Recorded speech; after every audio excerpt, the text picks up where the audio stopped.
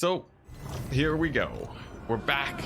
It's Monday and we're going to be practicing with Alfredino with his lizard men, playing as the Dark Elves. We'll start off by shooting the Source Warriors, since our build does not have a whole ton to actually kill them. For the single entities instead, we're going to be focusing, I guess we'll be using our Dark Riders to kill off the single entities. There's a Solar Engine too, which means that the Cold One Chariots are going to have to be a little bit careful of it. We'll have to be just a tiny bit wary. But all that out of the way, we should be decent. We'll see if we can take out these, first of all, we want to really take out the Saurus Warriors. That's going to be plan, the first plan. These cohort of Sotek too are rather scary, and we'll see if we can take them out also. As for Mazdamundi, he can't easily dive in on top of me since we do have cavalry and elite troops in the back line. And with our chariots, we're going to be moving in along the flanks, but a big rush is going to be going in soon. Presumably a rock drop too. At the very least, my chariots can get a little bit of damage to start off with. Our dark shards will be able to counter all these pterodon riders. We'll try and dodge the rocks as best as we can. Looks like a decent maneuver. Manages to get some of my troops out. And now we're just going to continue skirmishing. Malekith, moving into position, is going to be looking to Soul Steal or something, but I'm not sure what yet. And for these Cold One Rider cavalry units, we're going to be just shooting at them with our chariots. As for our skirmish cavalry, we definitely don't want them to take too much damage from these javelins. You do lose ammunition when your models go away. And let's take stock of the situation. There are 2 solar engines in the back that will prove to be a bit of a threat. We have done a lot of damage to the Saurus Warriors early on, and our left flank is looking quite strong. So we're going to reposition our spears to better cover things here.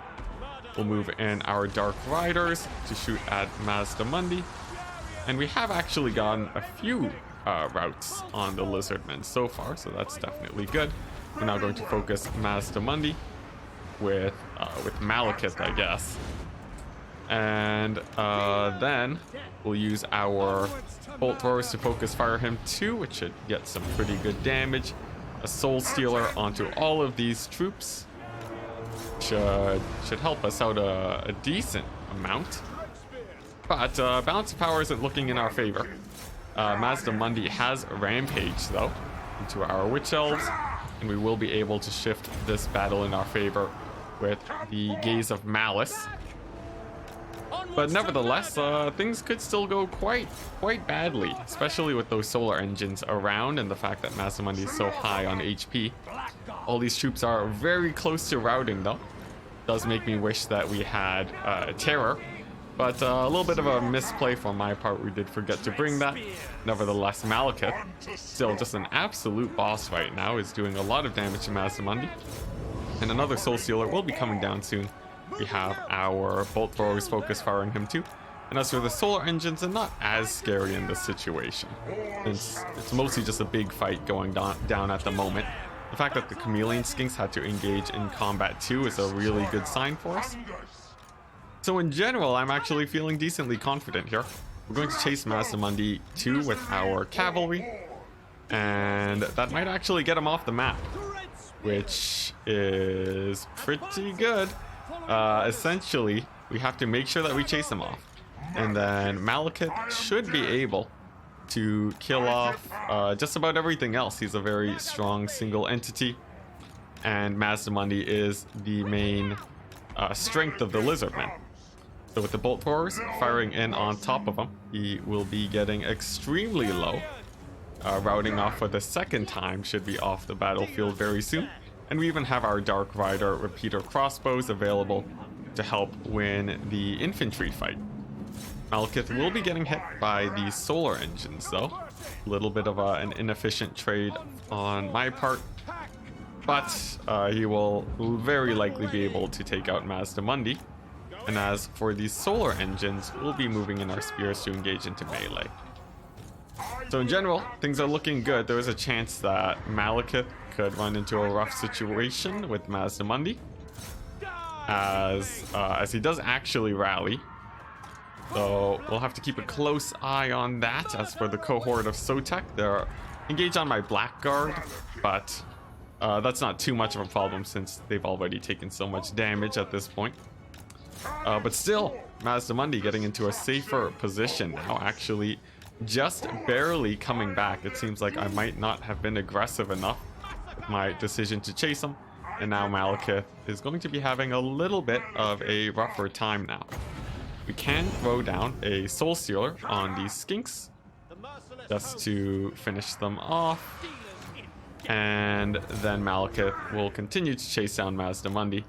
But oh boy, that's a lot of chameleon skinks, and we're probably going to have to disengage actually. Pretty unfortunate. And let's see if we can pull things back here.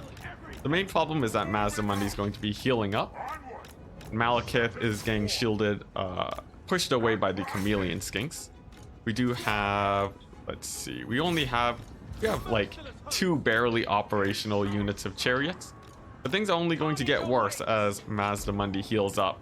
He's going to be using that all the winds of magic that he wasn't able to earlier. And that will likely be the victory for Alfredino. But we'll see if Malekith can pull in some miracles. He is still quite at high HP. These guys will eventually run out of ammunition. It just depends on how much damage he takes getting shot to death. Net coming down on Malekith too means that he will get focus fired down now. We'll see if we can turn him towards the chameleon skinks just so that his shield can face them. But a few more shots will likely get him to rout. There is another Soul Stealer coming up, however, and not all the solar engines are firing in on him. We have a leadership debuff with the stand your ground too, and he can now engage onto some of these solar engines. We are now able to ride over some of these skinks, and the fact that their ammunition is low is a saving grace. We do have some Blackguard in here too, and a big Soul Stealer onto Mazdamundi may bring us back. His leadership definitely needs to hold though, and we can also throw down a wind spell onto these troops. We'll see if Malekith can actually pull out a miracle here as we head into the later stages of the game. He has been getting heavily debuffed by the solar engines though, and the chameleon skinks too, and that's likely going to be game. Oh my goodness, so close, but it came down to a big misplay on my part, essentially letting Mazdamundi live, essentially caused many of the problems here. But Malekith does move in, that misses. And can he get some lucky hits on Mazdamundi? Looks like he does, but the range shots are still going to take out Malekith. And there we go. That's going to be game. GG. And well played to Alfredino. So, some misplays here and there. Of course, a major one. Not killing off Mazdamundi. I did have a Soul Stealer in the pocket that I chose not to use because I assumed he would be dying.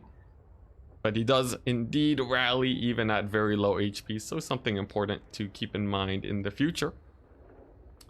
Let's see here. In terms of the build, I think it worked out okay. I did quite like it. The bolt throwers operated quite well, but I might want to focus fire different targets in the future. Focus firing Mazdamundi and the solar engines could be important, but the shots that they did on the Saurus warriors were still quite useful. They did take out some priority targets, but I'm not sure. In fact, they probably wanted to shoot the Pterodon riders just based on how effective they were.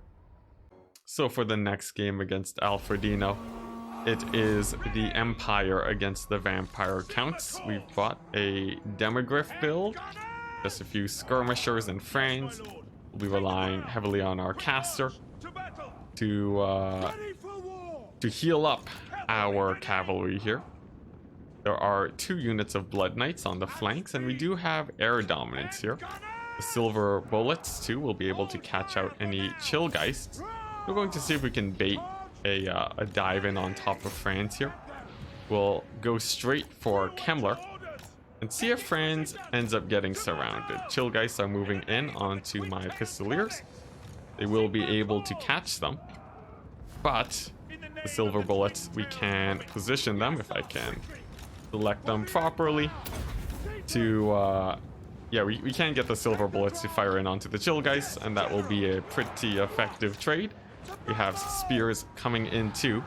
Franz does get a tiny bit caught up here, but we have a counter charge with our cavalry, and I think he should be able to live, not to mention a regrowth coming down too. And we'll just position our spears, protect the Silver Bullets specifically. Now, a summon does come down. It will block my Demogryph Knight charge, but Franz does manage to escape. The Silver Bullets are doing well. Some Blood Knights do manage to dive into my backline, but we have our 3 Demogryph Knights at the ready to support. Not to mention these Blood Knights haven't been able to get into the fight yet.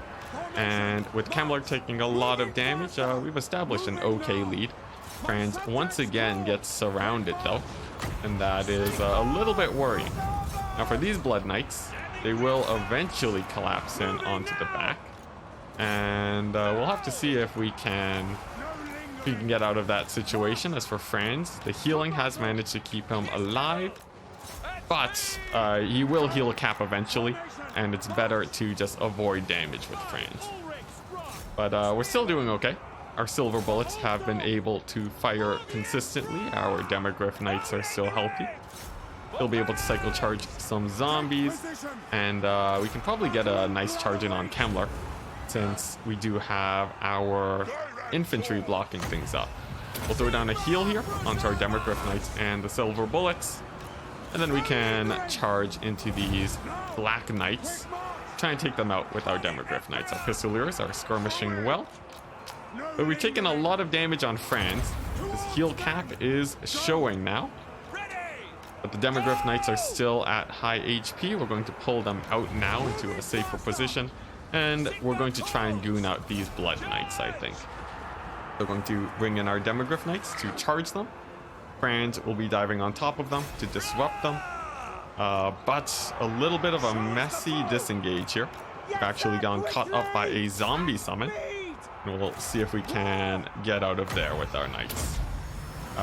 They could actually take a lot of damage here, but the majority of the Vampire Count's forces have disengaged, so it seems like our Knights might be able to make it out just fine. The Silver Bullets have returned too, and they'll be able to do rather well against the Karen Wraiths as soon as they can get firing. So that should be fine. As for the Count's infantry, they're doing okay. We're sort of trading evenly on the infantry front.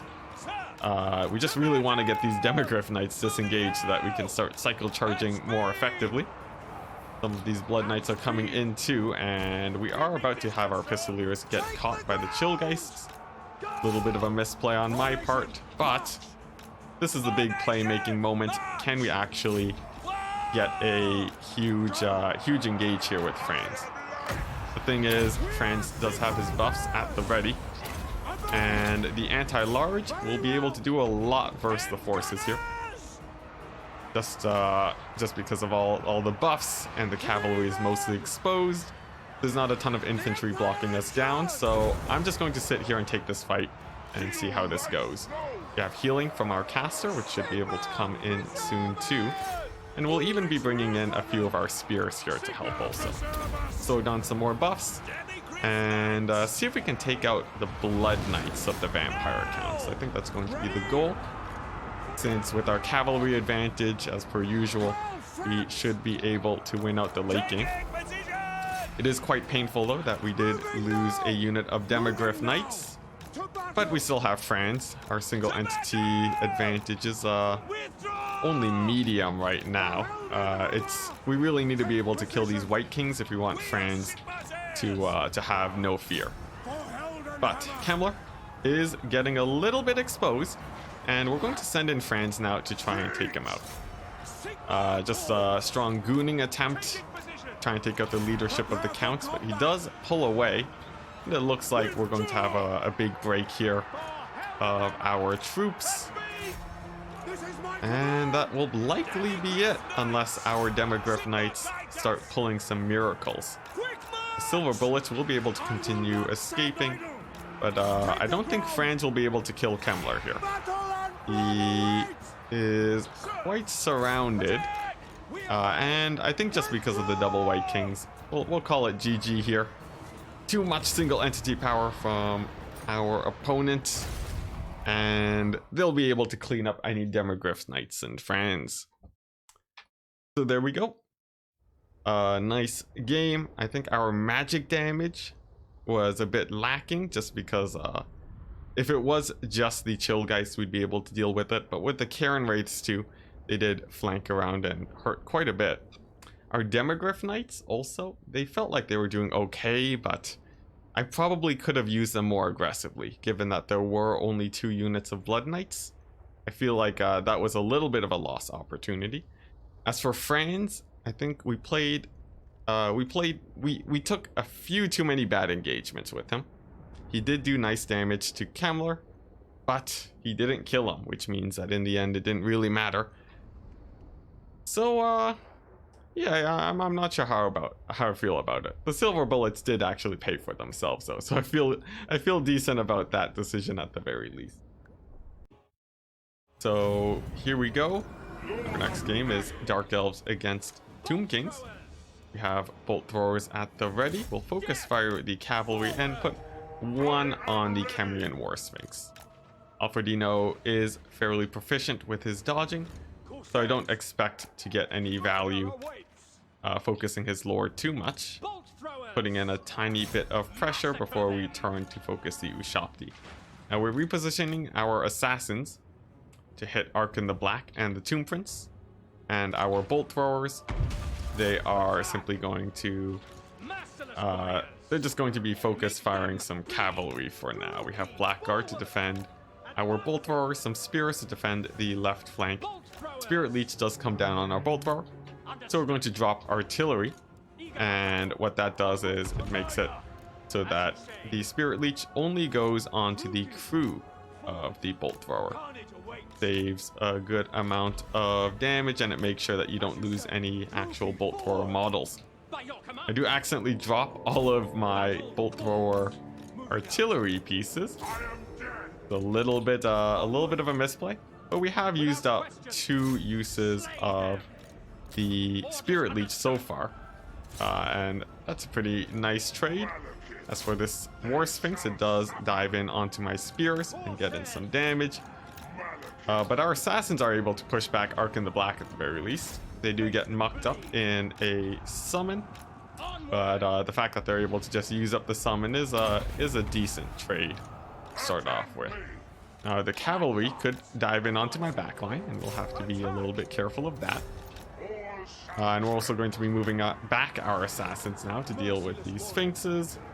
We have our Blackguard defending against the cavalry charges, and the Sisters can start rampaging the Tomb King's troops. Have our assassins that can split up 2 to get their massive AoEs down. And from there we should be okay. There is a problem that the Ushabti Great Bows will be able to start firing now, but we can well, they don't really have too many targets really, so I'm not especially worried there.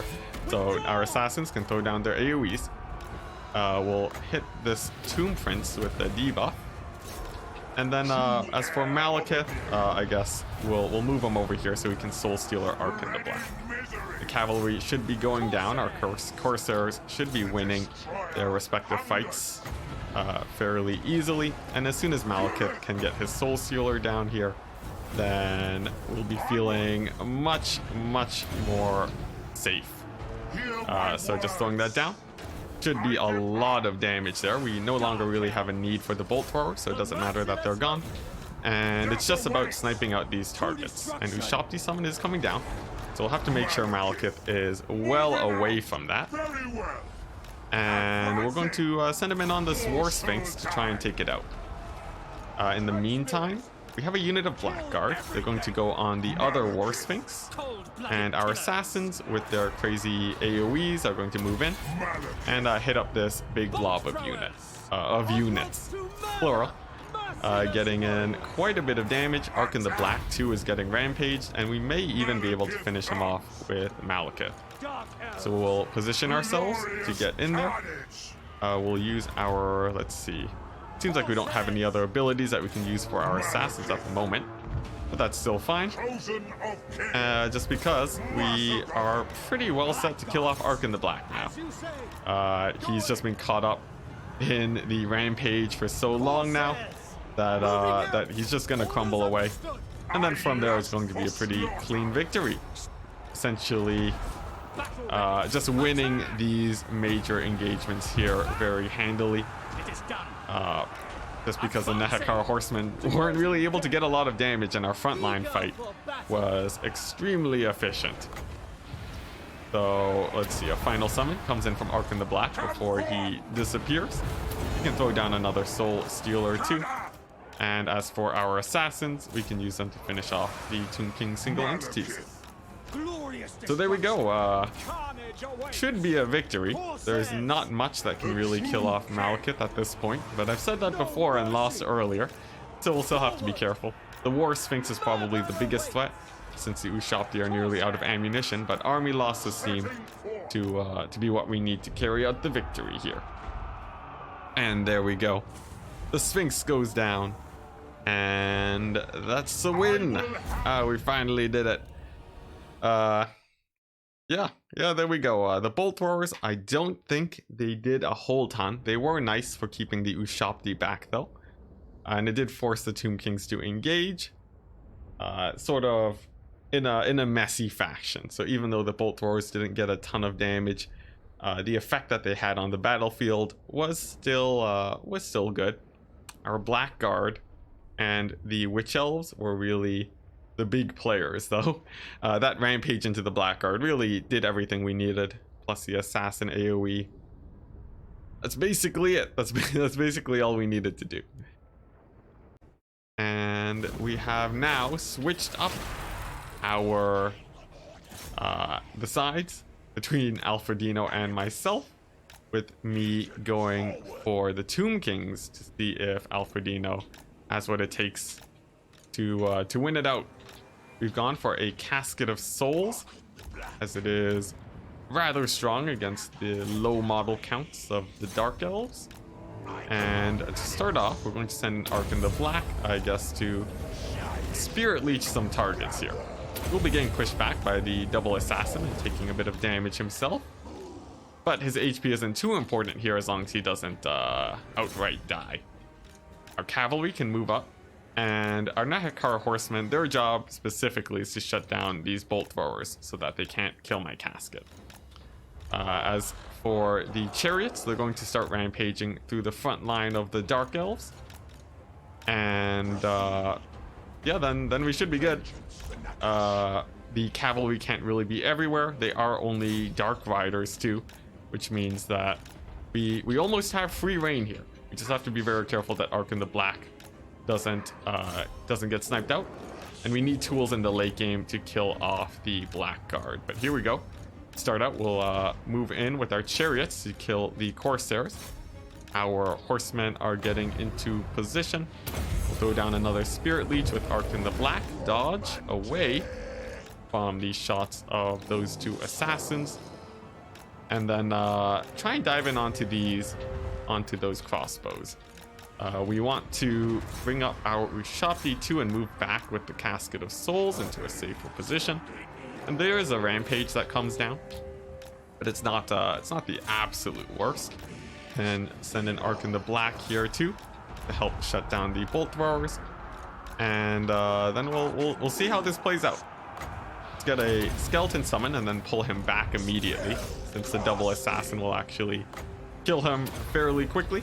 We'll pull back with one of our chariot units, and we want to take care of these Dark Riders since they are the main mobility for the Dark Elves.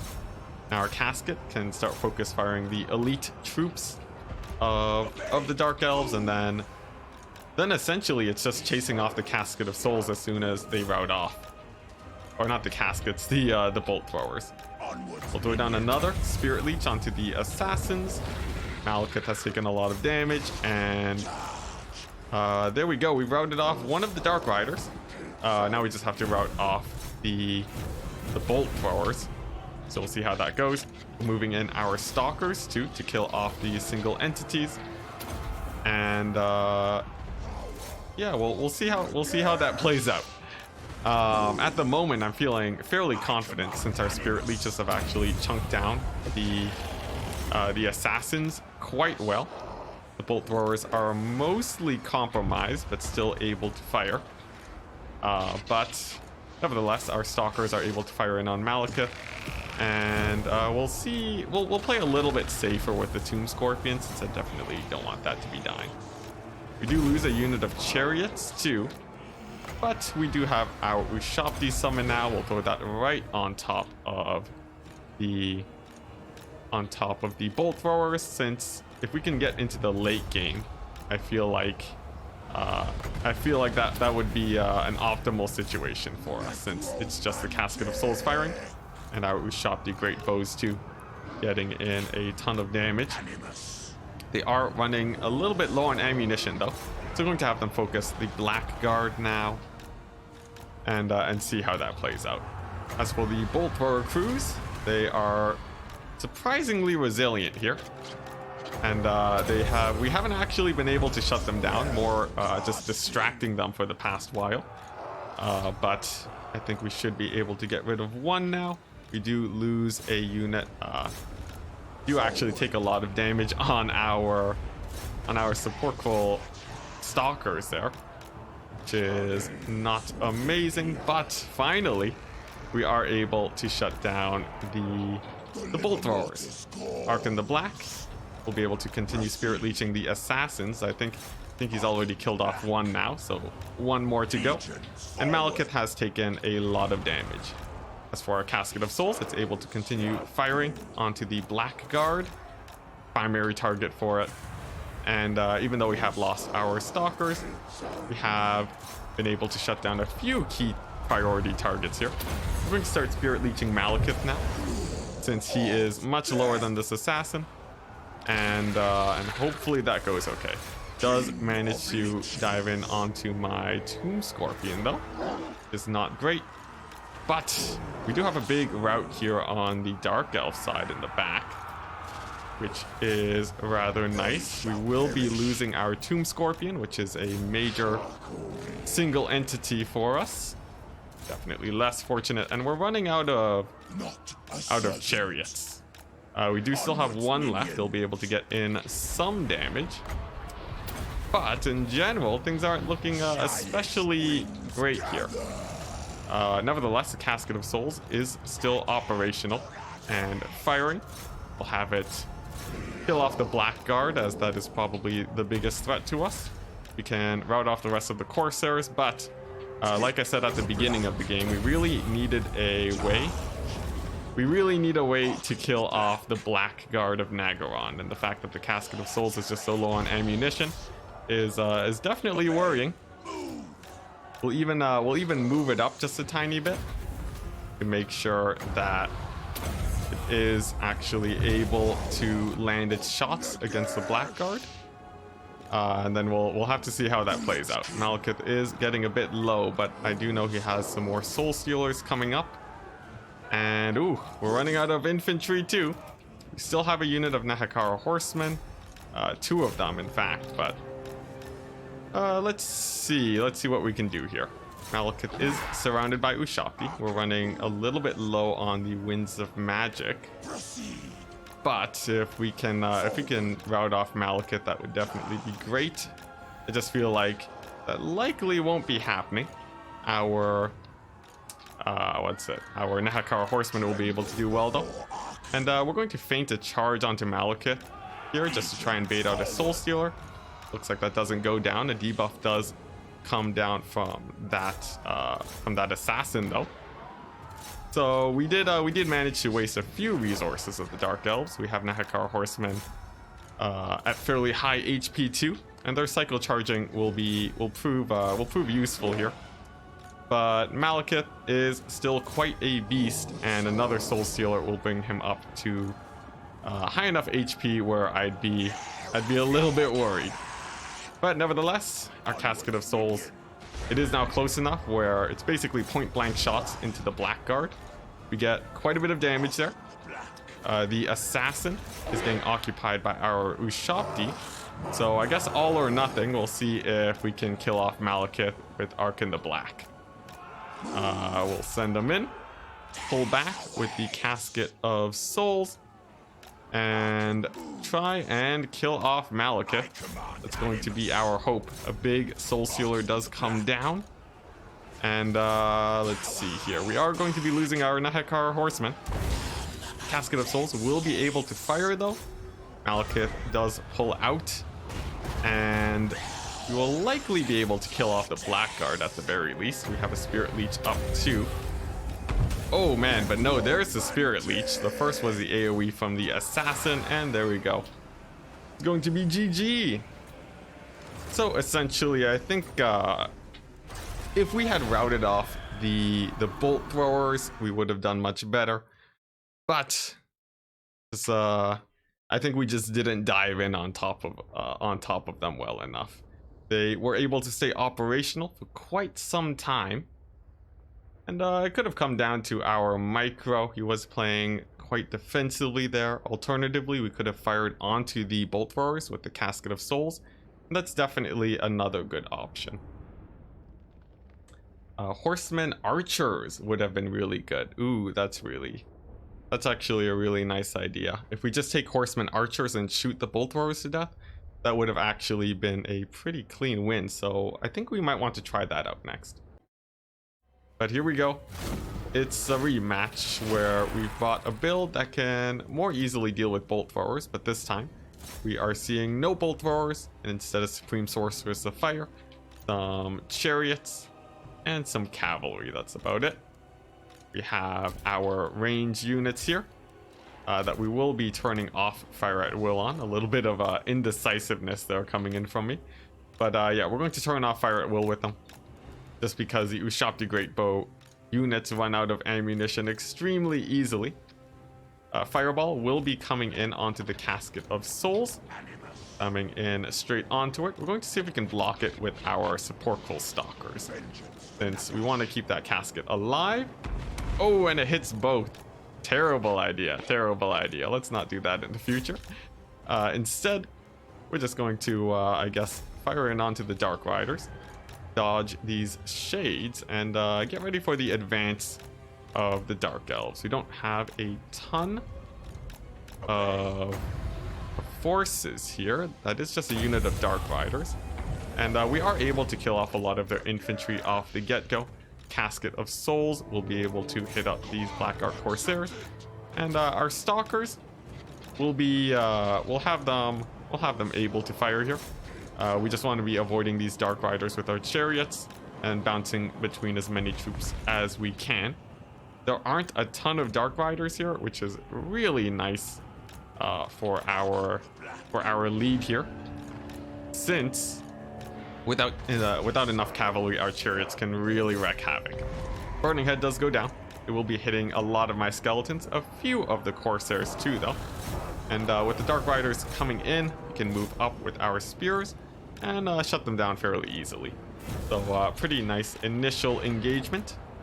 The Shades are probably the most important thing that we want to be taking out here. And I guess yeah, we'll just be trying to figure out a way to dive in on top of them. As for all these spear units, we can deal with them using the Chariots. And the Shades, they are fairly vulnerable now. Although most of them actually dive in on Arc in the Black, get in a huge volley, and he's going to be taking a lot of damage. He lives though, and we make it out of that one alive. Just with a little bit of a scary situation. A big misplay on my part, but there we go, he lives. Sorceress dives in on top of him, but we have our Stalkers at the ready to shoot her down. Arc in the Black has a fairly easy escape route. And we'll Spirit Leech her, we'll Focus Fire her, And now we're going to bring in our cavalry to deal with all the infantry. Our Casket of Souls will be able to continue firing, and now it's going to be hitting up the Shades. This unit of Dark Riders can't really do much to stop our advance, but an inopportune time for the Dark Elf passive ability buff to come down actually will be making them a little bit harder to take out. Nevertheless, a lot of their infantry has taken quite a beating. And our Casket of Souls is still online. We can use it to take out some Dread Spears, and our Scorpion can secure that frontline fight while we distract the Shades with our cavalry. Now for our chariots, what are we going to do with them? I'm not sure what I want to do with my chariots, but we will be moving this infantry unit up, using the chariots now to hit the what's it? We're going to use the chariot to hit this unit of Dread Spears, actually getting them very low. Ark in the Black does manage to barely not get hit by a fireball. And there are a few units here of Corsairs that will be a little bit of a pain. We'll need to bring in our chariots to support against that. And then we should be fine. As for Ark in the Black, he's doing well against these Dark Riders, and the Shades shouldn't really be able to get close to us, just because we have so much infantry here to support. The Ushabti Great Bows can kill off the Scourge Runners, and let's see, as for Ark in the Black, he's in a little bit of a dicey situation surrounded by infantry. We're going to use him to Spirit Leech this Lord. He may overcast, and he does. But I figured he's going to get fireballed anyways. We might as well try and use him to the best of his potential while we can. And that should get this Supreme Sorceress rather low. Our Ushabti can focus fire her. But the Scourge Runner is now actually firing in on Ark in the Black. We will be able to retreat with him. And our Ushabti can kill off the Scourge Runners before they kill off Ark in the Black with a little bit of micro. And then it's just using the Casket of Souls to finish off all these Shades. We still have a huge mobility advantage, and I think we should have won it at this point. The Supreme Sorceress of Fire will still be a bit of a threat, but moving in with our skirmishers should be able to they should be able to finish her off, or at least keep her back from fireballing Ark in the Black. We have a ton of chariots too that can dive in onto the Shades, so I'm not too worried, although it looks like a huge volley does come in. They may kill off my chariots, and they will. But we still have the Casket of Souls too. A fireball coming in onto the casket. No, Ark in the Black. He's going to be dodging, and he's dead. Ooh, that is rough. That is real rough. But Supreme Sorceress, now surrounded by our Skeleton Horsemen, may be in a rough situation if we can actually kill her off. I could have overcast Spirit Leeched her, and I think that would have actually been the better option. But opportunities missed. We'll have to make do with what we have. That being, in this case, our Skeleton Horsemen just trying to focus fire her down. She will be getting rather low, and the Casket of Souls can kill off the Shades too. We'll charge her with our Horsemen and try to go in for a big rout. There we go, she does indeed rout. And if we can chase off the Shades too, along with the Scourge Runner chariot, then that should be a victory. But we'll have to see. We do manage to get a few of these guys routing. Supreme Sorceress is nearly dead, but our cavalry forces are running low, and oh no, she rallies. About the worst case situation for us. It was a pretty close game. I'm quite sure that I misplayed there, but it's not over yet. We have a ton of infantry. The Supreme Sorceress is at basically no HP. She will rout at the slightest sign of archer fire. So here's the plan. We're going to run towards her with our Skeleton Horsemen. We are going to get her to rout off, and then hopefully rout off all the rest of the Dark Elf forces. There we go. She should be shattering in just a second with a single volley. There we go. She does rout off. But she's not dead. And there go our horsemen. Oh dear. Okay, well, plan B. The Ushopti are engaged on a high ammunition unit of shades. The Supreme Sorceress is running off, and there's really only one unit of chariots left. If the Ushopti can kill off the shades, then we should be good. The chariots come on in. They will be collapsing in onto my spears. We do manage to brace before they make impact. But we really want to be chasing off these shades. Let's see here. We may be able to do that with a unit of skeleton spears, but they're crumbling away rather quickly. Oh man, this is gonna be dicey. I think we did make quite a few misplays here. Of course, it was a very tense game, and so far it's feeling like this matchup has been fairly even. At least on my end, despite the Dark Elves winning most of the games. This is quite close. Supreme Sorceress, though, being alive is such a pain, but we have our unit of Ushopti. They're at decent HP. It's really just these 20 units of shades that worry me, since they do have more than enough ammunition to kill off my unit of Ushopti, and we're not going to have a lot of skeleton spearmen left, but the chances of a big rout are still possible. The Supreme Sorceress could rout off at the slightest sign of undead. The shades too, if they rout off, would be absolutely huge, but it doesn't look like that will be the case. So let's see how this plays out. We'll be moving our Ushopti to try and engage onto them, and the only source of mass really are these chariots. The Ushopti do have fairly nice AP values, although nothing amazing. But still, they won't get held up by the chariots for too long. As for all these spear units, they're not especially scary. They'll be routing off almost immediately. The Supreme Sorcerers can't really get close enough to give them their leadership buff, since the risk of her routing off is a little bit too great. So here we go. The final engagement begins. We're diving straight onto the shades with our Ushopti. We're on the brink of army losses, and another fireball is actually coming on in. We're going to dive in onto these spears to try and break them up. But if we hit army losses, that actually is going to be an instant loss. And oh my gosh, there we go. The army losses coming in onto our army.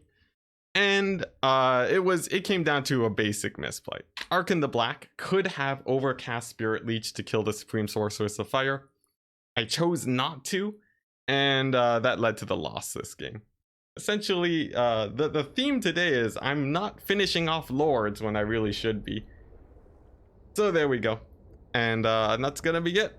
A GG. The shades too, of course, they got a lot of value. I didn't shut them down well enough with the skeleton horse archers. And I still do really like the Casket of Souls. 2,000 damage value is quite a bit. And yeah, there's not a lot that the Dark Elves can really do to shut it down. So I feel okay about that choice. Essentially, I just have to micro better, and we'll be good to go. And once again, we're playing the same matchup again against Alfredino, seeing if I can figure out the Tomb Kings well enough where I can win consistently against his Dark Elves. Since I do still feel like there are many opportunities here for Tomb Kings to prove favored. So we'll see how it plays out. For Alfredino, he has gone for Malekith, Feral Manticores, 2 of them, and some more Scourge Runner Chariots.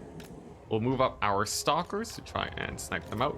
The Casket of Souls is just going to be raining fire onto these chariot units. He's once again opted for Dark Riders. And let's see. Double Assassin, alright.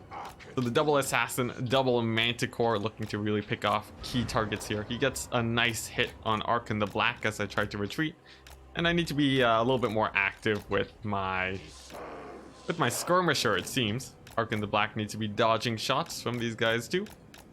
So here we go.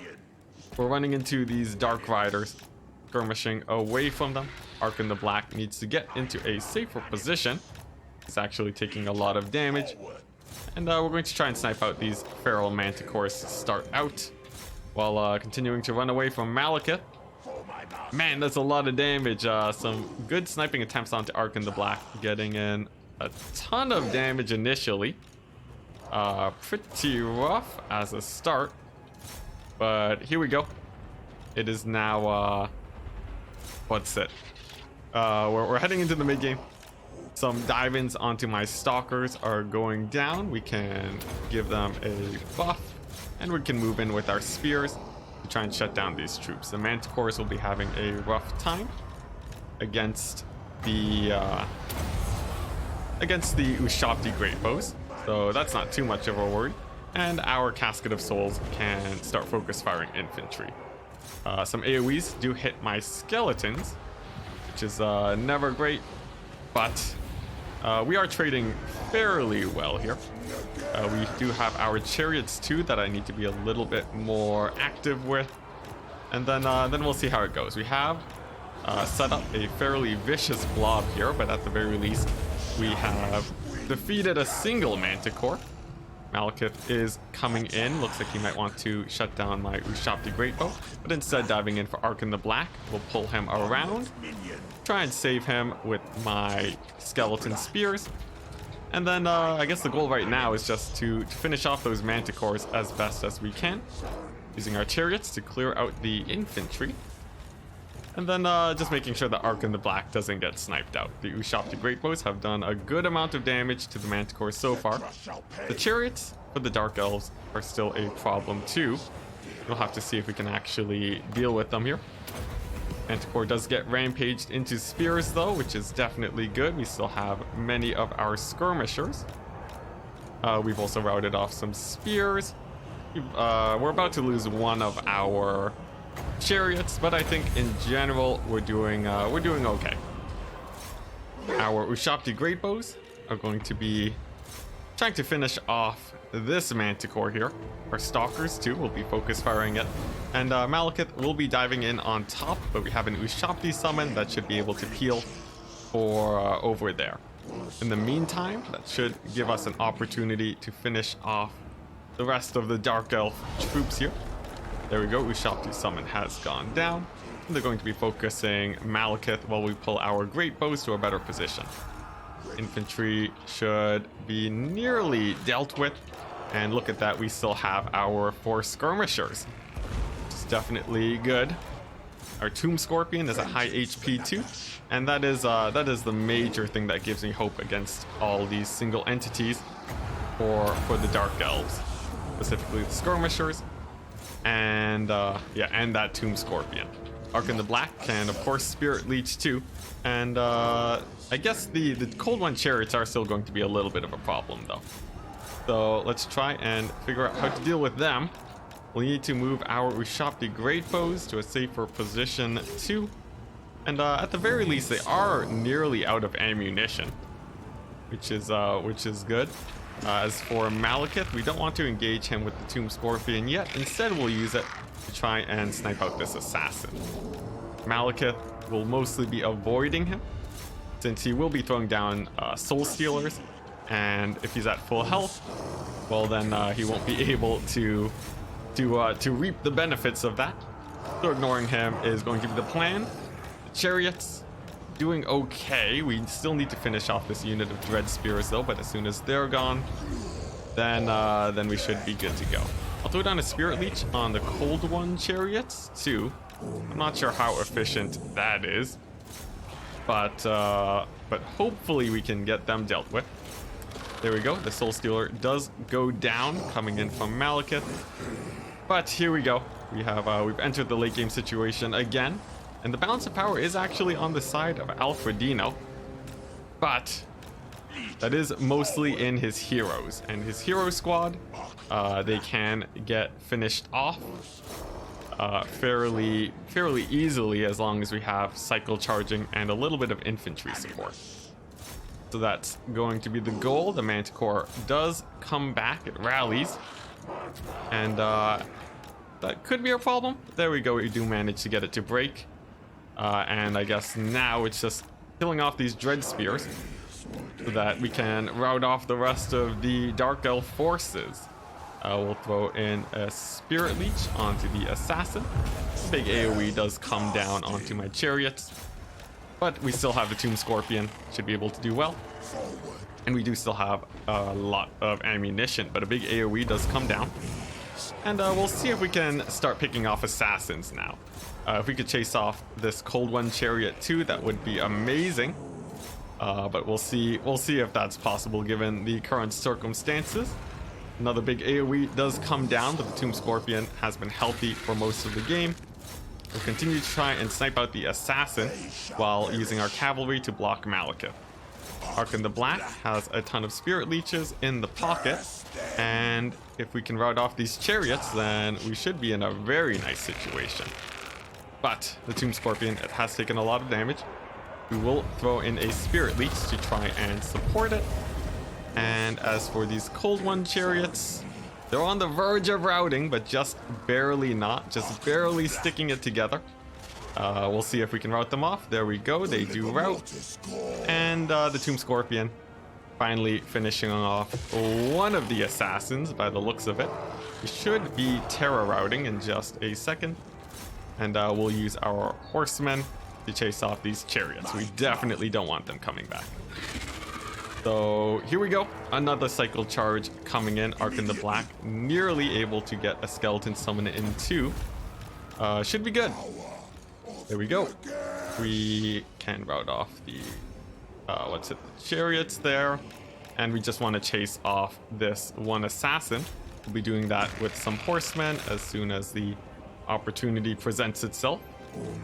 These chariots are already at low enough HP, so that's going to be the goal. We'll send in our Tomb Scorpion to we'll send in our horsemen to chase off this assassin while the Tomb Scorpion deals with Malekith. But actually, a little bit of a bad situation. The Tomb Scorpion doesn't have any support, so we're going to need to pull that back, and then get into a situation where we can cycle charge the assassin. But another big AoE does come down, and that might actually be the end of my Scorpion. Boy, it looks like Alfredino might be able to pull out another win by the looks of it. Malekith coming in hard in the late game, proving rather difficult to kill. Tomb Scorpion is now dead. Oh no! Oh no! It looks like I was overconfident. And we'll see. I guess Arkan the Black is probably our last option here against the assassins. Malekith moving on in. We can body block him with the skeletons. He shouldn't have another Soul Stealer for a while. We will be able to kill off this Khainite assassin. So that's definitely good. He will be routing off. But how do you kill Malekith in this situation? We have 2 units of cavalry, one of which will be able to rout off a Scourge Runner chariot. And we will be able to chase off the assassin. So I guess it's just setting up the optimal engagements for Arkan the Black. We do have some more skeleton summons that can go down too. And it really depends if there's another Soul Stealer. If there is, that will definitely be a problem. Let's see, Malekith. You will be bogged down by some skeleton archers, but we did actually lose a lot of them. And we did use a lot of ammunition too, trying to deal with the Scourge Runner chariots. But we'll see if we can carry it out. Essentially, the lead is pretty strong here. I think I just need to Spirit Leech the Khainite assassins instead of anything else. Focusing the Manticores didn't work out too well. But here we go. Here we go. We're in the late game. I do have another Staff of Nagash that I can use. We will have another unit of skeletons. But leaving the assassins and Malekith to the late game did cause some problems there. Still, as soon as Arkan the Black can get some hits, we'll see how we can close out this game. Let's see, maybe if we just disengage him for a quick second, we'll be able to get some hits in. This will buy time for Malekith to regenerate his stamina and his Winds of Magic. That's definitely not optimal. The fact that this guy is not dying is pretty strange too, but hopefully Arkin the Black attacks. What are you doing, Arkin? Come on, get in there. You have a game to finish. Let's see, he should attack now. There we go, he misses. But we could still get some lucky hits against Malekith. That's going to be essentially our Hail Mary play. And we're just hoping that he doesn't have another Soul Stealer. So there we go, the assassin is finally dead. Malekith is still very tired. And we're going to bog him down with some skeletons to start off. We can also cycle charge these Corsairs. But oh, actually he does regain some stamina, so good on him. But here we go, we can charge down the Corsairs. We're going to move in with Arkin the Black, and we're going to see if we can bait out a Soul Stealer just to start off. So we'll dive in with everything. Soul Stealer should go down in just a second. It looks like it doesn't. Malekith tries to charge in onto Arkin the Black. No Soul Stealer yet. We'll dive in with Arkin the Black now.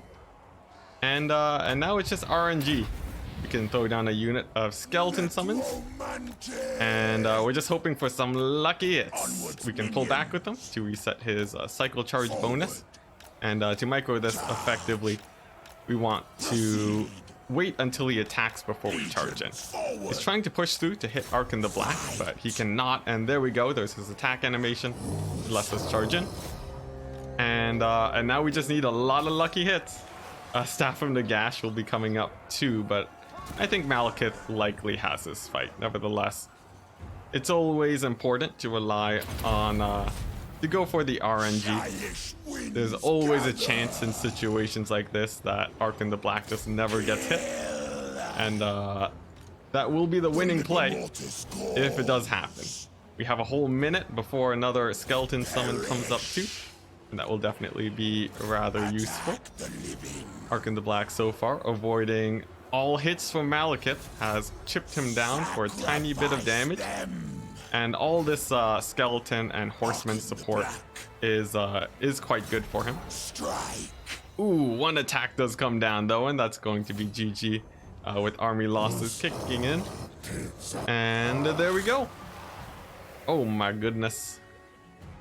Swift end to Arkin the Black. And yeah, that one felt a little bit harder to deal with, I gotta say. The double Manticore proving we did shut them down. I think my horse archers probably could have focused them a tiny bit better. They were more on the flanks most of the time. If we look at the chariots, they did okay. I'm pretty sure I could have microed better with them. There was a unit of Cold One Knights, but this build did feel harder to face against for sure. Nevertheless, it was extremely close, so I put the matchup at, it feels about even at the moment. There were definitely plays that could have been made on both sides to help out, so yeah, I'm not sure. I still think the matchup is about even. But let's move on and see if we can practice some other things today. Oh, I'm still recording. Would you look at that? Yeah, we'll move on to the next game, and it won't be a Tomb Kings vs Dark Elf game. I think we've gone most of the general idea there, and we can start practicing some other stuff now. So, we've now moved on away from the Dark Elf matchup, going on to Dwarves against the Lizardmen. It's going to be a huge front line of red-crested skinks, and it is imperative that we shut them down with our blasting charges. Can it be done though? We shall have to see. There are some Croxagores too, but we have a few more tools to actually deal with them at the very least. And our Gyro Bomber can begin skirmishing as we get into the game. Bolt throwers taking out a single Croxagore, definitely a good, okay start. And if we can take out some Pterodon Riders too, that'll be great. Salon Mage Priest of Life though, coming on in, could be a little bit of a threat. just because actually he's not especially scary. We just have to make sure that we don't get hit by too many AoEs. And in the meantime, we can use the gyro bomber to outskirmish these pterodon riders. The idea is that we have our troll hammers to retreat to if we need to. So yeah, we can retreat to our troll hammers. So the gyrocopter or gyro bomber can just sit out in front and fire away freely onto these pterodon riders. So just getting in some good damage so far. The double stegodon is definitely a little bit of something to worry about. And we actually don't need so many longbeards on the front line. There's not a lot of infantry left here on the lizardman side, and instead we can start reallocating our longbeards to different positions. Alfredino is reforming his army, so it's important that we reform ours accordingly. Otherwise, he will be able to get a rather strong flank on us. So there we go. In the meantime, our bolt thrower is able to continue to get value for us. And we've actually done some really nice damage to these Croxagores.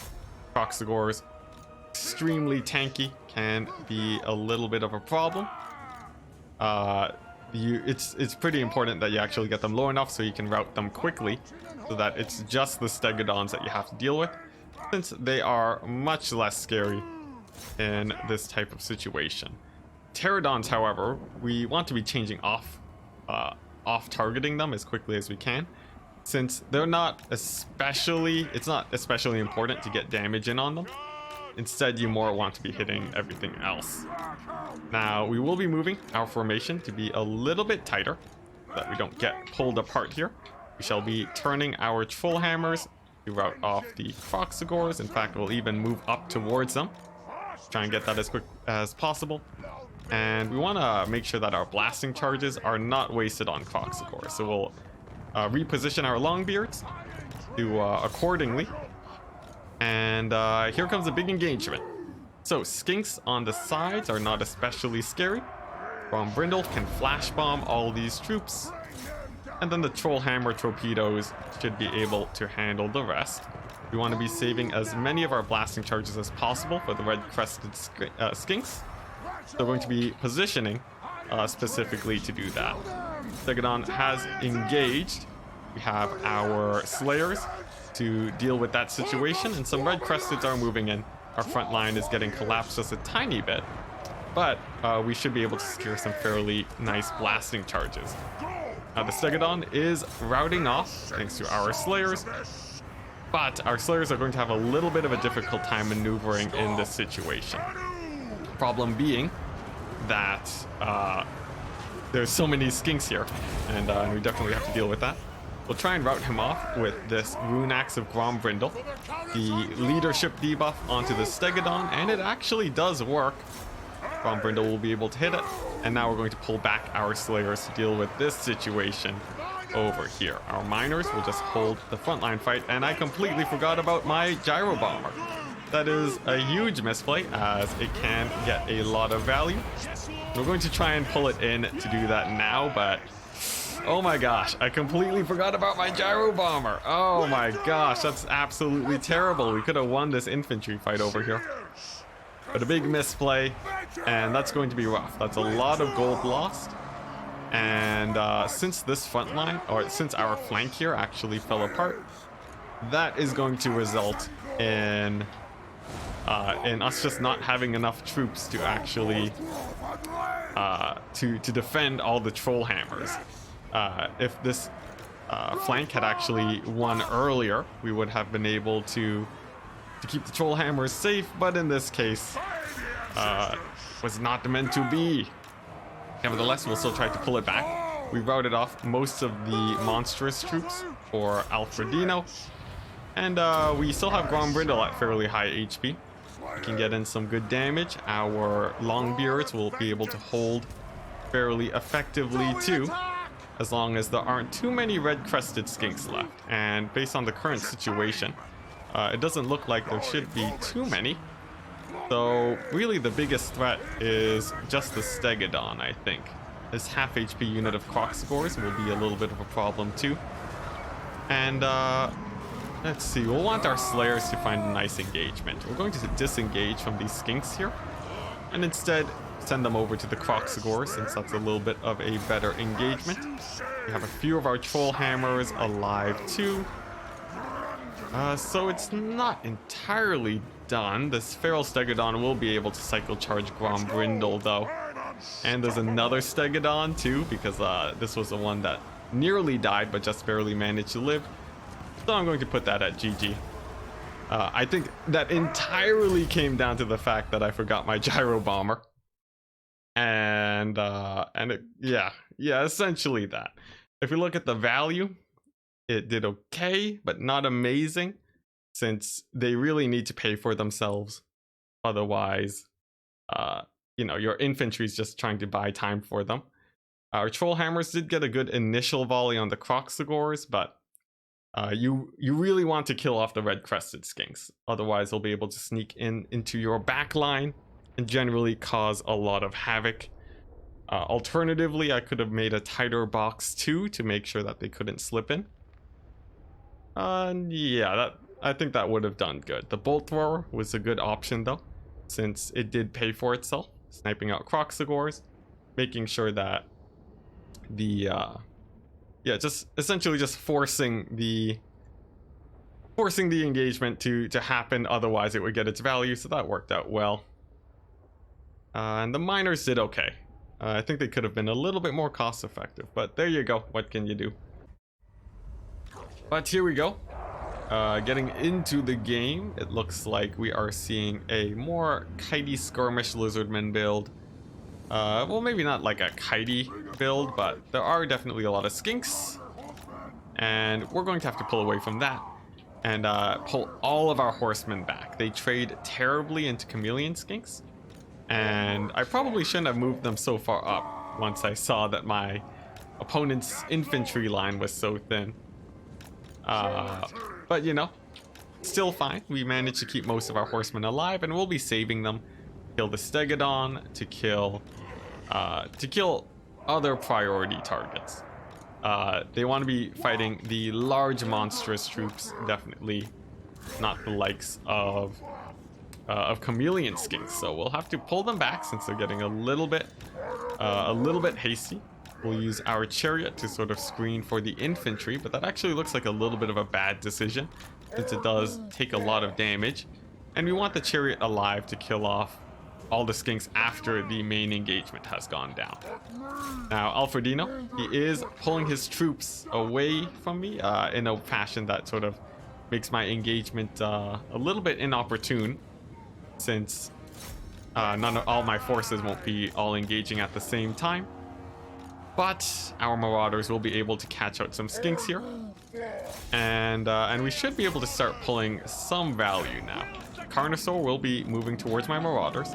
So we'll need our Skirmishers to get in place to support there. And our Chariot is also a really nice source of mobility that we'll be using to prevent us from getting skirmished, essentially. So our Marauder Horsemen are now along the flank. We're using the Marauders to make sure that the Skink Skirmishers can't pressure my troops too much. And as for the Chariots, we can move it to start hitting up these Javelins. It will be getting chased by some cavalry. So we'll need to pull it away as soon as possible. And it actually might get routed off immediately, which is that's pretty rough, losing the Chariot so early. But the Lizardmen running out of space now to actually kite away means that we can actually go in for some more decisive engagements now. Our Shaggoth chasing off the Carnosaur is good, and our main line of infantry should be getting engaged in just a second. We do manage to catch out one unit of these Skinks. We'll be able to rout them off. Mazdamundi will be able to charge through my lines, however, but he's in a little bit of a sketchy position. Mazdamundi actually getting singled out by all the troops here. He'll have to try and find a way to disengage, as we will be able to bring in Polek to scare him away. For the Lizardmen, they basically backed up against the wall now. I have no more room to skirmish away from us. They haven't done too much damage to our infantry. And really the main loss here was the loss of our chariots. But we can make do. Mazdamundi may rout off these marauders. That would be quite bad. But it looks like he will be able to return some damage.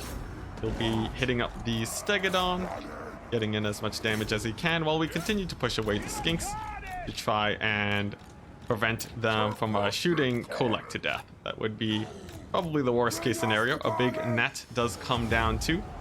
And this is really bad. Some AoEs are going to come down. And my hasty engage is going to be getting punished here, as most of my Marauder horsemen actually take a lot of damage, but some lucky RNG actually pushes it away from my horsemen, and they may be able to live, although that ruination of cities is definitely quite painful. Pretty rough, and some miss micro on my part, not keeping my formation straight. But we'll have to continue onwards. We still have our Chaos Warrior halberds. The ammunition for the Lizardmen will run out eventually. And we are slowly catching skink models, but taking trades onto Kolek is not good. We've actually given the Lizardmen a space to retreat into now, since our horsemen are actually all routed off the map. That's definitely really bad, but we could still pull it out here. The halberds are still at decent HP. But this is looking pretty rough. This is looking pretty rough, I gotta say. Effectively just getting kited out here. The loss of the horsemen are probably going to be it. I'm tempted to call it GG here since the skinks have so much ammunition. But let's see. We'll see if we can pull it together. With kite builds like this, you can still pull through in the late game just because your forces will be more effective in the melee. So that's going to be the goal. We're just tanking damage from these skirmishers using our halberds. Not exactly opportune, but I don't think there's much we can really do to negate that.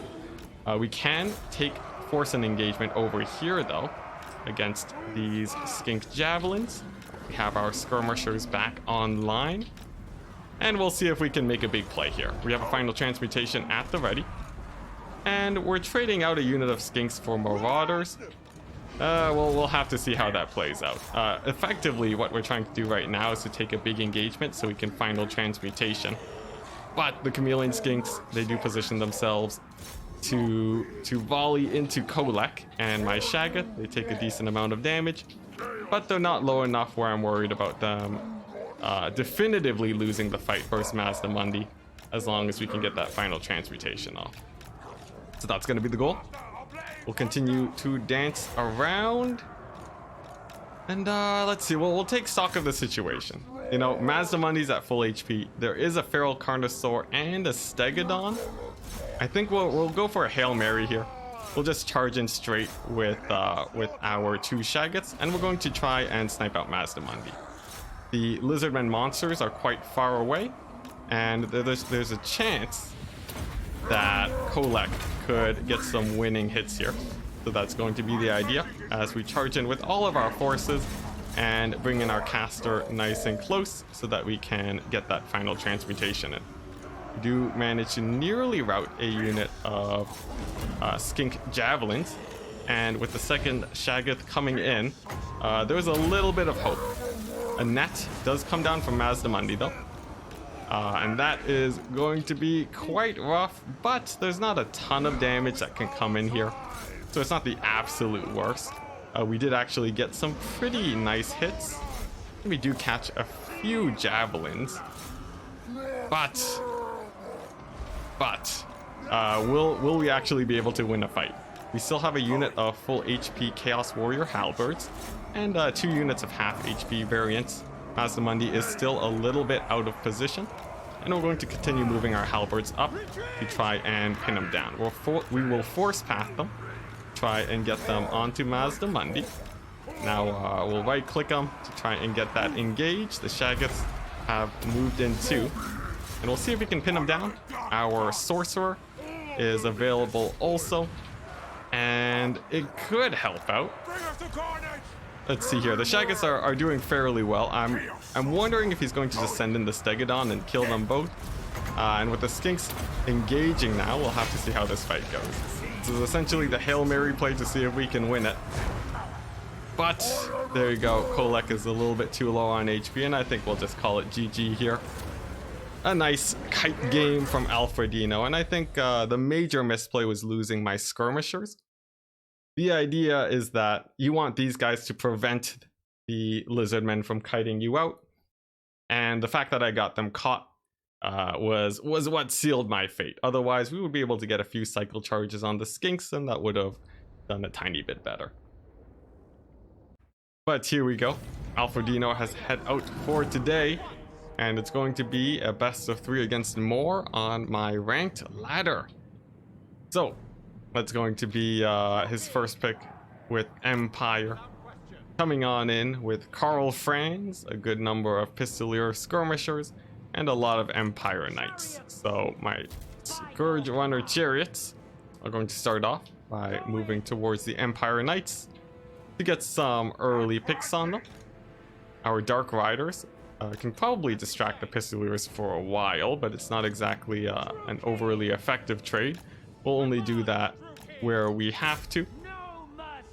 So that's going to be the plan. Pistoliers now moving in, and you know what? We're just going to sacrifice a unit of Dark Riders to begin chasing them. In the meantime, we'll be trying to get the frontline fight going as quickly as possible, and we'll be using our cavalry to cycle charge the infantry. There we go. Queuing our charge commands and using these chariots, continue picking off Empire Knights where we can. Initial charge comes on in.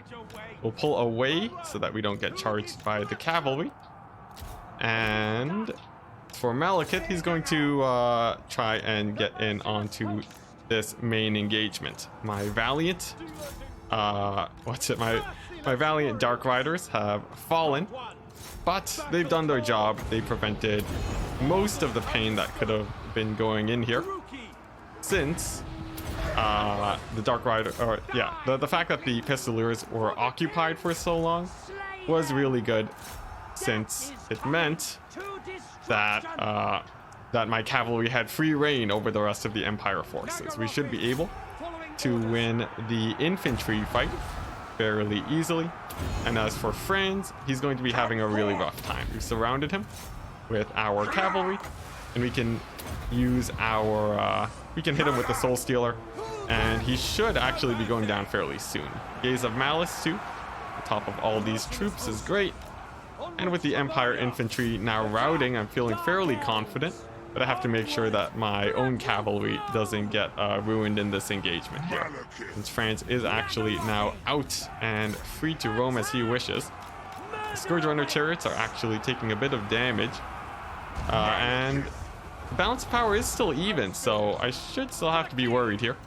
Let's bring in some spears to support against the cavalry, while we use our own cavalry, I guess, just to try and get charges where they can. Franz will be charging in onto Malekith, but actually hitting my cavalry instead, which is a pretty nice situation for us, as we will actually be able to fight Franz with Malekith. He won't be taking nearly as much damage as he would normally if he had taken a direct charge.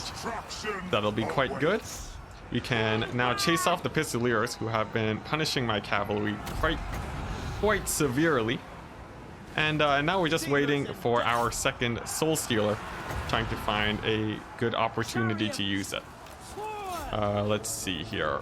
Preferably I'd be hitting Franz with it, but that's not, it's not a necessity. We could just throw it onto all the cavalry here, and that could do just as well. And that could be quite important, since the balance of power is actually switching now to the favor of the Empire. But we can swing it with a big Soul Stealer. We'll throw that right down on top of all these forces here, and hopefully Malekith will be able to carry out the day. We have more AoEs incoming too, and that'll be a pretty nice swing play. Should be a huge rout on the Empire forces here, and that'll be it'll essentially just be their Pistoliers left as soon as all these guys are down. And it looks like that will indeed be happening. All the forces with a mass rout. And essentially now we just have to figure out priority targets here. We do manage to get the warrior priest out of the battle entirely. And all the cavalry is so low that they likely won't be coming back. Specifically, too, if we can kill off this Jade Wizard, that is especially good for us, as the Jade Wizard is going to be the main source of healing the cavalry so they can actually stay in the fight. And with the Jade Wizard routed off now, and the forces of the Empire running out of ammunition, specifically the Pistoliers, I'm feeling pretty good about this situation. Franz could still pull it back though against Malekith, but we've seen before Malekith is quite the beast in combat, and I'm fairly confident he should be able to do okay, as long as he's not taking too many cycle charges, which could be coming in. Franz now disengaging to support some of these troops in the distance means that we will be able to win the center fight against the cavalry. Now Franz pulling back and diving in onto Malekith instead could be the winning play for the Empire that they're looking for, but we'll pull in our infantry to block for Malekith's retreat, since we want to be playing as safe as possible. We don't want Malekith to be getting sniped out by Franz. So yeah, we'll be playing safe with him, making sure that he takes as few charges as we can manage. We do have a very significant infantry advantage, and if Franz dives in onto Malekith now, we do have some cavalry to actually support him. Not to mention, we also have the Scourge Runner chariots that will be able to fire in on Franz too, and a big dive in from him will be getting shut down as we surround him and hopefully land some hits with Malekith. As soon as a few hits go down, we should be good. And Franz doesn't have the option of retreating here, which is our main advantage. Whereas we do have our infantry, but a mass rout from my forces, actually tipping the favor into the favor of the tipping the favor onto the Empire side. Actually looking pretty bad. But it was just a terror rout for a few of those troops. Some of them will be able to come back, and they might be able to pull out a victory here. It really depends if Malekith routs here.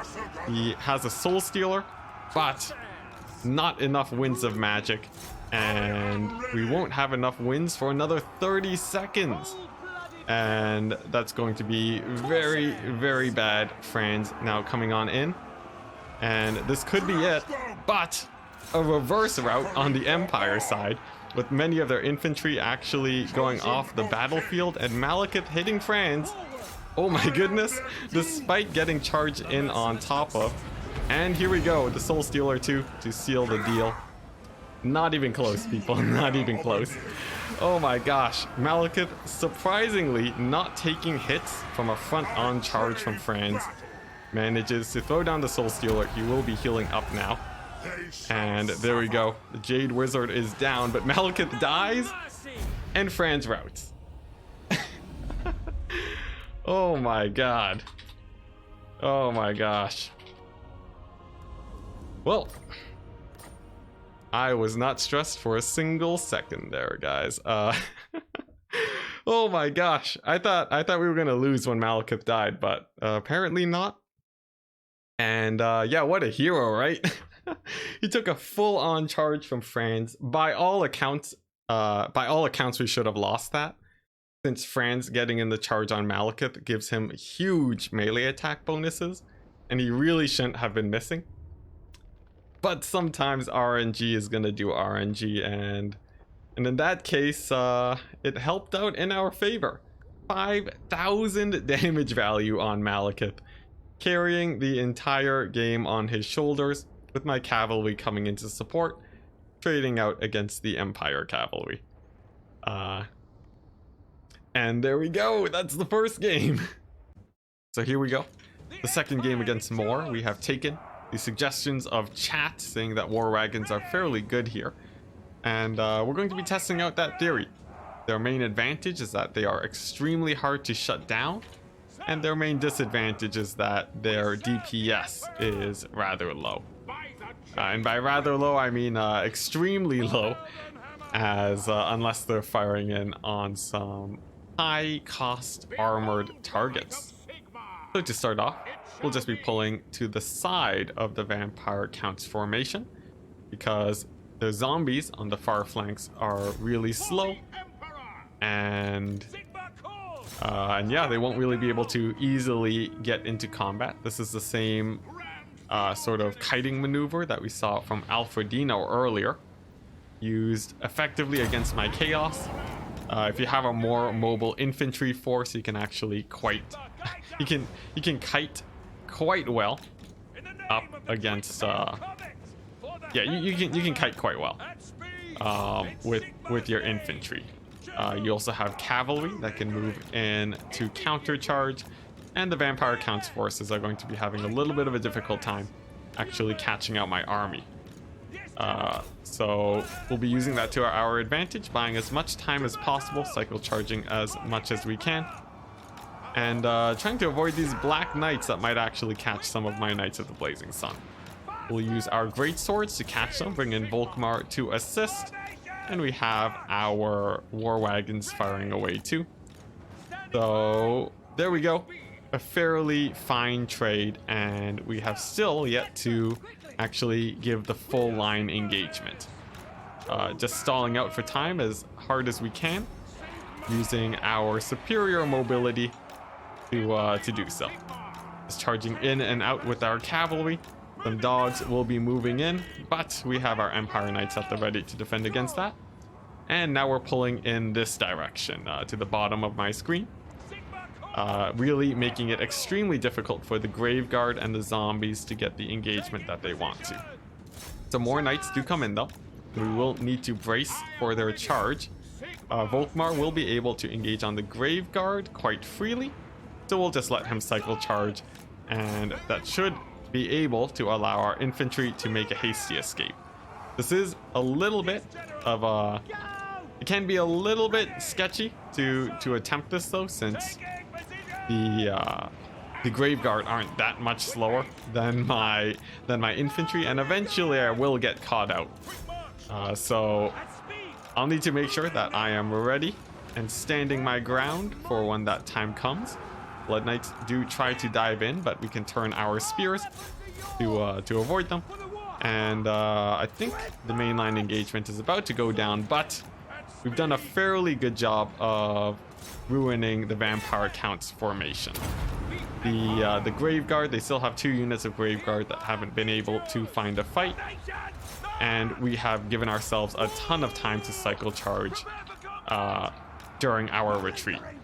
Have a nice burning head too that we can throw down, and we can probably pick off this unit of Blood Knights with our cavalry, but we'll have to see how that engagement goes. We'll definitely want our spears at the ready to assist in that situation, so we'll make sure to bring them along and continue to just run away from the Grave Guard. Essentially, we want to be avoiding that fight as much as we can, since the Grave Guard do win against my infantry.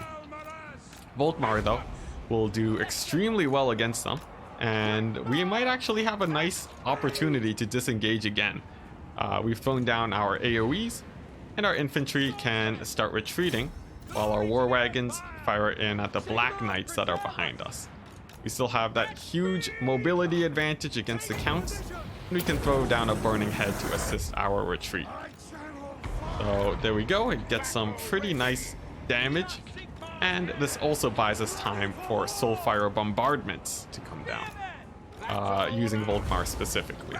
The more Scab Scraps do hit my infantry, but not for a ton of damage. And since Volkmar is a little bit caught up right now, we'll throw down his we'll throw down his physical resist buff to make sure that he takes as little damage as possible. He does have his regeneration, but he will heal cap eventually, and we don't want to waste HP. So here we go. We do manage to pull back a few Grave Guard by bringing in a charge with our cavalry. The forces of the Vampire Counts aren't near to actually support in this instance, So essentially it's just free damage. Volkmar supporting on this front will be able to help defend against the Black Knights. And with a few buffs, he should be able to keep them nice and far back away from us. And there we go. A fairly good trade. And yeah, we'll be continuing to use our cavalry to cycle charge the infantry. We've now very firmly established a strong advantage here on the mobility front, and we'll be using that as best as we can, only keeping our infantry nearby in case a counter charge of Blood Knights comes in. The hounds aren't especially scary, and our war wagons will be able to continue poking away at their targets. So there we go. The Grave Guard are crumbling, and that makes our kite even better in this situation. Since the longer we retreat, the more they will crumble, and the more value we will get. So that's going to be the plan. We'll throw down a damage buff onto our cavalry, since they are actually since they are able to continue getting charges off. They don't really have much that they're especially worried about, so the extra damage should be able to crumble out the forces of the vampire counts quite easily.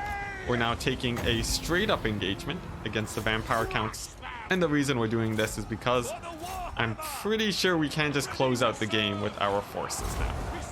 We don't have any real reason to kite at the moment, since we just have since we have such a strong cavalry force here. So we'll just take the engagements and then see if we can end out the game. If things do look rough, we can continue to retreat. And Volkmar, you will have to be a little bit worried about the White Kings, as they do quite a bit of damage. But they are on foot, I believe, so they're not too hard to actually retreat from. A zombie summon does go down onto my Knights of the Blazing Sun. And since it's meant to block their retreat, we'll instead charge into the Count's army and then pull our knights to the side to get them their retreat. This way they don't have to deal with the zombies, and then most of them should be able to make it out alive. We'll bring in some spears too, just to ensure that that happens. And as for Volkmar, he is getting surrounded, but we have enough support elements to keep him safe, so I'm not especially worried about that. The actual damage that will go down onto him is relatively small. And there we go, with a charge in with our knights, we do manage to get Volkmar out, but a zombie summon will be blocking up my knights. It will make it a little bit harder to retreat with them, and a lot of damage will go down onto them that will put an end to most of my cycle charging. But at this point, the vampire counts, they've lost all of their infantry just due to the brutal kite throughout the game, and essentially we'll be able to just cycle charge the remaining heroes with Volkmar.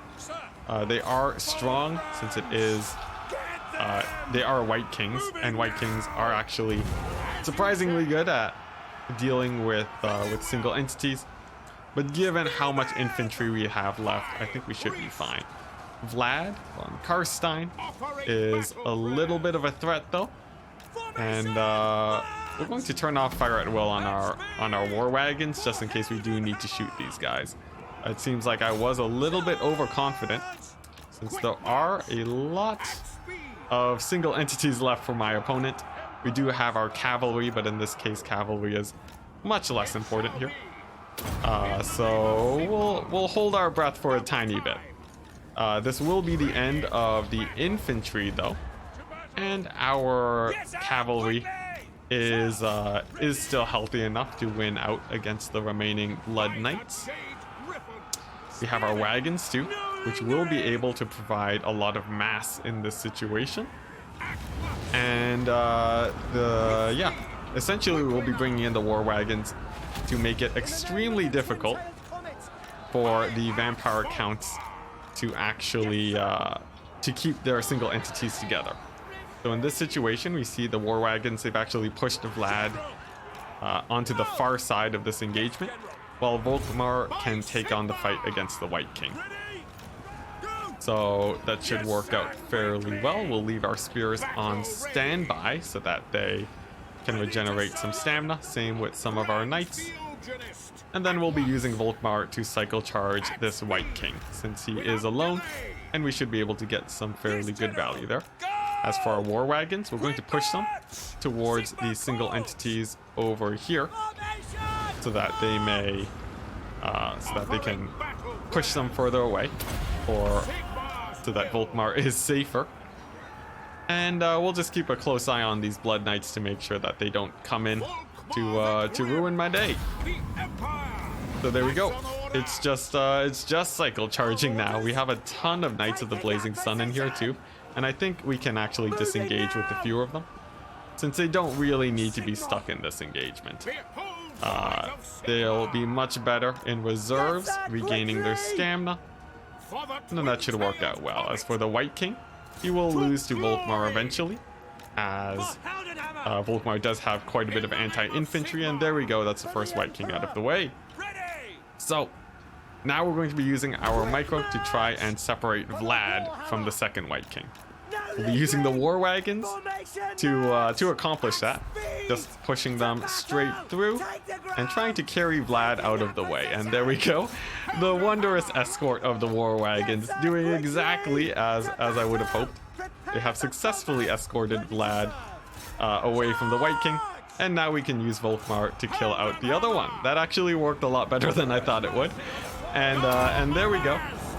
Volkmar now clearing out this White King, doing quite well. We don't care about taking damage on the war wagons. They don't have any more ammunition left.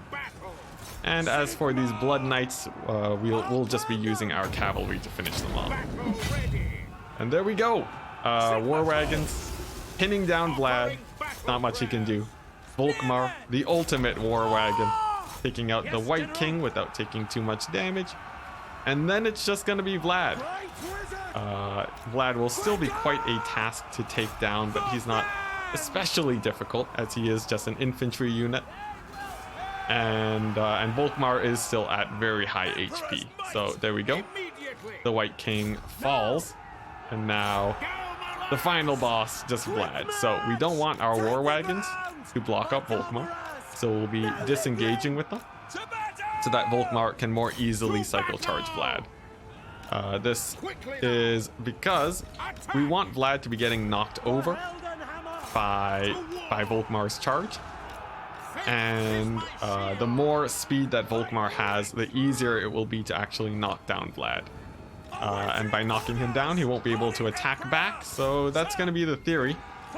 And we'll see if Volkmar has what it takes. There we go, a fairly nice charge, followed by disengage, to make sure that we don't get any unlucky RNG. Just really tipping the fight in our favor as much as possible here. Another charge in from Volkmar, pushing Vlad around. He does actually manage to stand his ground, and will likely get maybe 1 or 2 hits on Volkmar, but not too much of a threat, as Vlad does slowly but surely get chipped away. We can now throw down the Grand Shield of Faith, and since we do have that buff, we can leave Volkmar in combat a tiny bit longer, although we don't have any infantry support, so we'll have to be a little bit wary there. Vlad actually chasing down Volkmar now. And in the meantime, since he is in the open field, we can hit him with the remaining war wagon shots, which actually gets his leadership quite low. That's actually going to be army losses for the vampire counts. There we go. GG more. That was a pretty rough game, essentially, with Mass Kite, a similar thing that Alfredino had done to us in the final game. Really using that mobility to our advantage. Even though your build might not be designed around Kite, you need to make sure that you're ready to take that opportunity if it does present itself. And in this case it did. If you look at the values for the war wagons, they did amazing. Not to mention the fact that they separated both White Kings with their mass. Our Knights of the Blazing Sun too. Finally, I get my cavalry to pay for themselves. And even our infantry did fairly well. As for Vlad, he didn't do too bad, sort of the same as the White Kings, And it was really the Grave Guard slowing down the Vampire Count's army and making it so that they couldn't get into combat. Just a little bit too slow of a unit, getting cycle charged to death. It was just a really rough time. So there we go. I believe that shall be it for today.